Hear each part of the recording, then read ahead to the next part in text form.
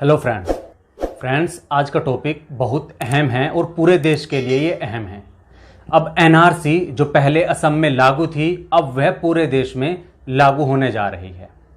अमित शाह जी ने ये बयान दिया है अभी 2 दिन पहले। असम के अंदर एनआरसी की प्रक्रिया हाथ में ली गई, एक सुप्रीम कोर्ट के ऑर्डर के तहत और एक अलग एक्ट के तहत ली गई। एनआरसी की प्रक्रिया देश भर में होगी। उस वक्त आसाम के अंदर भी ये एनआरसी की प्रक्रिया स्वाभाविक रूप से फिर से की जाएगी। और इसमें मैंने फिर से स्पष्ट कर देता हूं कि किसी भी धर्म के लोगों को कोई डरने की जरूरत नहीं है। ये सारे लोगों को एनआरसी के अंदर समाहित करने की व्यवस्था है ही है। और जिस गैजेट नोटिफिकेशन का उल्लेख माननीय सदस्य ने कहा वो तो आपने सुना। तो अब एनआरसी पूरे देश में लागू होने वाली है। अब बहुत से मुस्लिम भाई, हिंदू भाई या फिर दलित भाई, जो भी लोग हैं, सबके दिल में ये ख्याल होगा कि आखिर हम ये एनआरसी में अपना लिस्ट में नाम कैसे चढ़ा पाएंगे या हम इस देश के नागरिक कैसे साबित हो पाएंगे। तो उसके लिए जो डॉक्यूमेंट्स लगेंगे वो मैं आपको बताता हूं, कौन से डॉक्यूमेंट्स चाहिएंगे और कौन से नहीं। खासकर इसे लेकर वो लोग चिंता में हैं जो मुस्लिम धर्म से ताल्लुक रखते हैं। मैं आपको बता दूं, इसमें घबराने की कोई ज़रूरत नहीं है।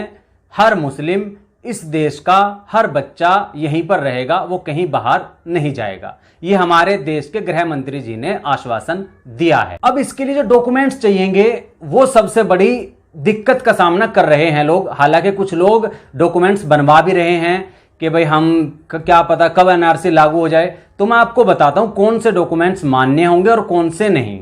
सबसे पहले मैं आपको बता दूं छोटे से आसान सी भाषा में कि एनआरसी है क्या। एनआरसी लिस्ट वो है जो सबसे पहले असम में लागू की गई है। इससे यह पता किया जा रहा है कि कुछ लोग पड़ोसी देश से तो भागकर हमारे देश में नहीं आ गए, क्या वे रियल में ही भारतीय नागरिक हैं, या फिर पड़ोसी देश यानी बांग्लादेश से तो भागकर असम में आकर नहीं रहने लगे हैं।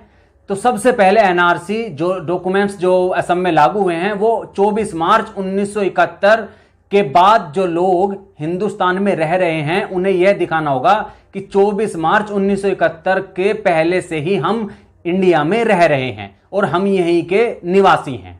24 मार्च 1971 वो तारीख है जब बांग्लादेश पाकिस्तान से अलग होकर उसने अपने नए राष्ट्र की घोषणा कर दी थी कि अब हम न पाकिस्तानी हैं न हिंदुस्तानी, हम एक अलग राष्ट्र है। तो ये वो तारीख है। अब एनआरसी का नाम सामने आते ही हर किसी के दिमाग में एक सवाल पैदा हो जाता है कि इसमें डॉक्यूमेंट्स क्या क्या लगेंगे। क्या जो फॉर्मूला असम में लागू किया गया है वही फॉर्मूला पूरे देश में लागू होगा या हर राज्य का अलग अलग फॉर्मूला तय किया जाएगा। कुछ लोगों के दिमाग में यह भी क्वेश्चन होगा कि मेरे माता पिता अलग अलग राज्य से हैं, यानी अगर मैं यूपी से हूं तो मेरे पिता जो है पंजाब से हैं, या मेरे पिता फिर कर्नाटक से हैं और मैं दिल्ली से हूं, तो उनके लिए क्या डॉक्यूमेंट्स होंगे। तो सबका सवाल का जवाब मैं दे रहा हूं। असम में जो एनआरसी लिस्ट में जो डॉक्यूमेंट्स दिखाने थे उसमें 2 कैटेगरी थी, ए और बी। अगर किसी के पास ए कैटेगरी के डॉक्यूमेंट्स नहीं थे तो वो बी कैटेगरी के डॉक्यूमेंट्स दिखा सकता था ताकि वो एनआरसी में उसका नाम शामिल हो जाए।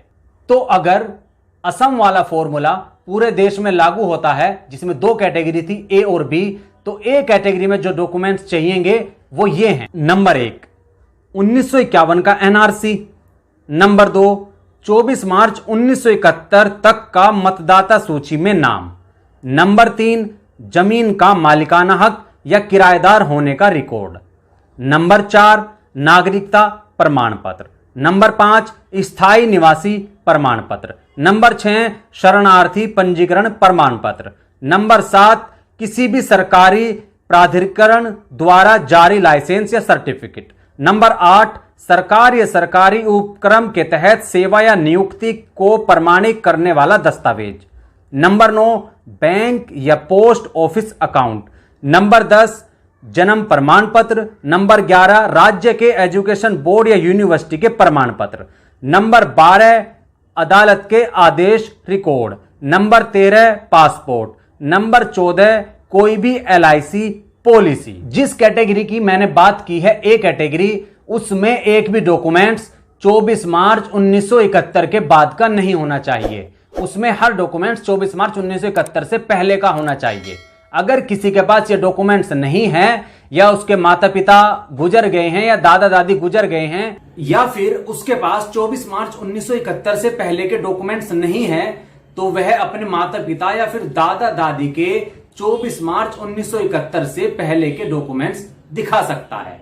जिन्हें बी कैटेगरी में शामिल किया गया है, उन्हें अपने माता पिता या दादा दादी के डॉक्यूमेंट्स दिखाने होंगे। वे डॉक्यूमेंट्स ये हैं: नंबर 1 जन्म प्रमाण पत्र, नंबर 2 जमीन जायदाद के कागज यानी भूमि दस्तावेज, नंबर 3 बोर्ड या विश्वविद्यालय का प्रमाण पत्र, number 4 bank LIC post office record, number 5 ration card, number 6 मतदाता सूची में नाम, नंबर 7 कानूनी रूप से स्वीकार्य अन्य दस्तावेज, नंबर 8 विवाहित महिलाओं के केस में सर्कल अधिकारी या ग्राम पंचायत सचिव द्वारा दिया गया प्रमाण पत्र। ये डॉक्यूमेंट्स असम में NRC के वक्त दिखाने को कहा गया था। अगर इनमें से किसी के पास ये डॉक्यूमेंट्स नहीं थे तो उसे NRC लिस्ट बाहर रखा गया था। इस NRC फॉर्मूले से करीब 20 लाख लोग असम से बाहर हुए थे। अगर यही फॉर्मूला पूरे देश में इंप्लीमेंट होता है तो यही डॉक्यूमेंट्स जो मैंने आपको बताए हैं यही चाहिए होंगे। अगर आपको यह वीडियो अच्छी लगी तो इस वीडियो को ज्यादा से ज्यादा शेयर करें, ताकि जिन लोगों के अंदर NRC डॉक्यूमेंट्स को लेकर भ्रम बना हुआ है कि क्या डॉक्यूमेंट्स लगेंगे क्या नहीं, हमें क्या डॉक्यूमेंट्स की तैयारी करनी चाहिए क्या नहीं, तो उन लोगों को यह वीडियो जरूर देखनी चाहिए। आप इस वीडियो को ज्यादा से ज्यादा लाइक करें, शेयर करें, कमेंट करके बताएं। Thank you so much.